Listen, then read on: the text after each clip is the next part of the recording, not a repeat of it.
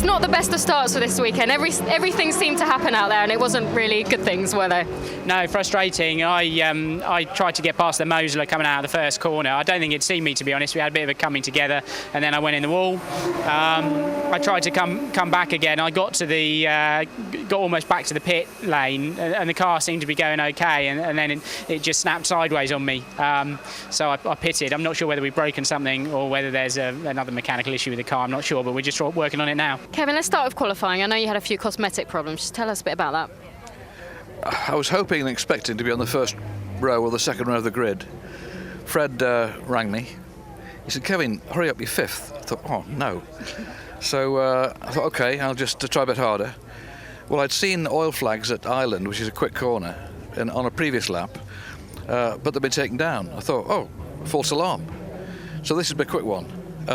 So I barreled into Island, fifth gear, really quick corner, and saw the oil. Slid off, across the grass, went farming for a bit, then hit the barrier. Not terribly hard, but the car ended up on its side with me in the air, not on the ground side. Impossible to get out, hanging from the straps. And then I thought, well, the oil and the fuel at this level might go in the wrong direction, so this could be dangerous. Switched all the electrics off, hope for the best. And then the marshals arrived. "Are you okay, Kevin?" "Yeah, I'm fine. Put me down. "Oh, you might be hurt." "No, I'm not hurt. Put me down."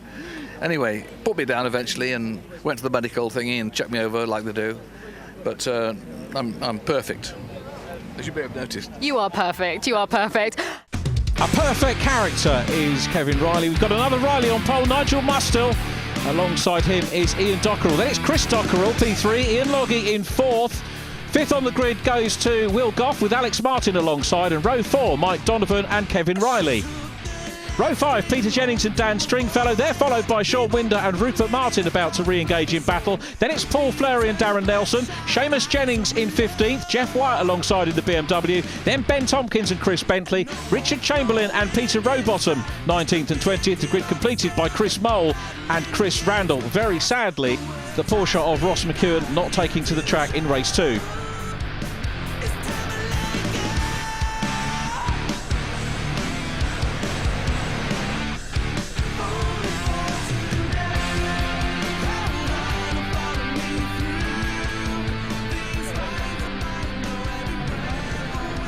Perfect conditions and a wonderful set of racing cars here in the GT Cup Championship at Oulton Park on the full international circuit. And Nigel Mustill and Ian Dockerell leading the cars very well for their rolling start. Look at this wonderful sight that we've got here at Oulton. Now let's see whether the tyres are going to light up for the Riley. It looks like he's made a great start. Down to Old Hall Corner for the first time. I've seen many a race with cars going off here at Oulton Park, not in the GT Cup Championship, I hasten to add, and they've all made it around safely. Wonderful start, great driving standards, and it's the Riley who leads from Ian Dockerell in the Porsche, Ferrari of Alex Martin, Porsche of Ian Logie, Ferrari of Chris Dockerell. Seamus Jennings there just ahead at the moment of Dan Stringfellow. At the back of the field, the Ferrari Spider at the moment of Peter Rowbottom. Wonderful to see him get a race finish in the first race of the day. Clearly the dry condition suiting driver and car extremely well here at Oulton Park, which you can see from the flash of the lake in the background there. A wonderfully picturesque venue. If you've not been before, I heartily recommend a day out at Oulton to watch some motor racing. Jeff Wyatt busy there trying to pass Chris Bentley, and he's done it. Up ahead of him is the red, white and blue Chevron GR8 of Darren Nelson. Another of the marks represented here in GT Cup Championship Chevron.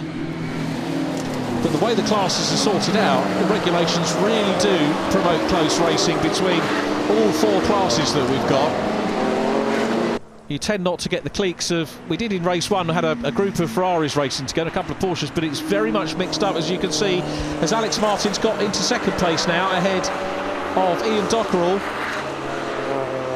Under the Paul Warwick Bridge from Druids heading up towards Lodge Corner. So Alex Martin there, Chris Dockerell with Ian Logie. Chris running well, excellent qualifying session for him, planting the Ferrari on the second row of the grid.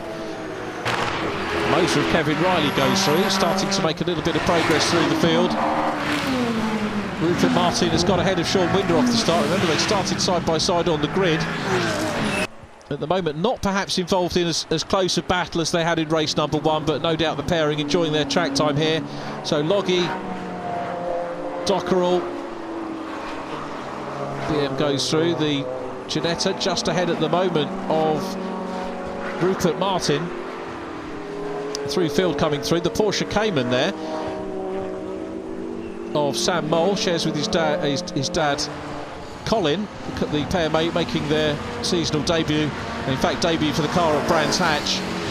Virtually standard Porsche Cayman, having all sorts of problems trying to get parts for it, but very much development in progress for them, and they're enjoying their racing. And so too, I think, is Nigel Mustill in this Riley prototype. It's effectively a track day car, but delivers the business on track and off track, of course, because it attracts an awful lot of attention. Ian Loggy then being chased by Chris Dockerell as they come through his lops out of Knickerbrook. Up the hill they go again. Early stages of this race, so the positions sort themselves out, and then we'll start to see who's got the better driver endurance, perhaps using their tyres a little bit better towards the end of the 25-minute race. But the Loxton Group driver Ian Loggy in 5th place. Now at the moment, the Riley starting to pull away. The gap in race number 1 was 2.2 seconds at the flag, ahead of Alex Martin. I wonder if he's going to be able to improve on that this time. Lap time's comparable at the moment with what we saw in race number 1. Now around this circuit, we've got yellow flags there at Old Hall. Now, I can't see a car off. We have lost a couple of runners in this race. Ben Tompkins in the Ginetta and Chris Randall in the Lotus Elise, very sadly, in the early stages, both out of the race. And let's hope that they're okay. As Chris Dockerell now, very clear battle on for 4th position. 1st, 2nd and 3rd away down the road at the moment as they were in race number 1. Dockerell putting the pressure on Ian Loggy as they come around Ireland and up towards Shell Oils. 59 is Will Goff. There's the GTA Chevron of Darren Nelson still running well. Loggy and Dockerell still at it into the Britain's chicane. Loggy might be a little bit disappointed with his performance in this one. He was a tad closer to the top 3 in the first race of the day. The 3 drivers all still together as they come down into his lops. And I think there might have been a tap on the back of Ian Loggy's car by Chris Dockerell. And Loggy takes a spin. Now, can he get the car going quickly? Because he's losing places hand over fist at the moment. There's the Porsche Cayman engaged in battle with the Ferrari Spider. So Peter Rowbottom chasing Sam Mole, who's come over from the Isle of Man to race this weekend. And Chris Dockerell is now, oh, bash! In the side, Kevin Riley, the Mosler, takes no prisoners and goes through. So Chris Dockerell, who was running well, started on the top 2 rows. Back we go with Ian Loggy, who's got the Loxton Group Porsche restarted and rejoins the race, and now has got to do something of a charge through the field to get back towards the podium position that he had in race number 1. I would say, given it's a 25-minute race, that he's not going to be able to get a podium, but it's now going to be a question of how many cars can he pass. So there is Ian Loggy just ahead of Seamus Jennings. Seamus, who non-finished in race number 1, and looking to get a little bit more track time here in our second race. But at the moment, 1st, 2nd and 3rd very close indeed. GTO car of Nigel Mustill leads GTC machine of Alex Martin, and Martin really got that GTC car hooked up, doing absolute wonders with it and challenging for the lead, as you can see, as they come out of Britain's over hilltop. Now, are we going to see a manoeuvre here from Alex Martin as they come down the hill? The answer's no, because the Riley starts to pull away. What we are seeing is the GTO car in 3rd place of Ian Dockerell, the 45-year-old racer, starting to put pressure on his younger competitor in the Ferrari. So running well.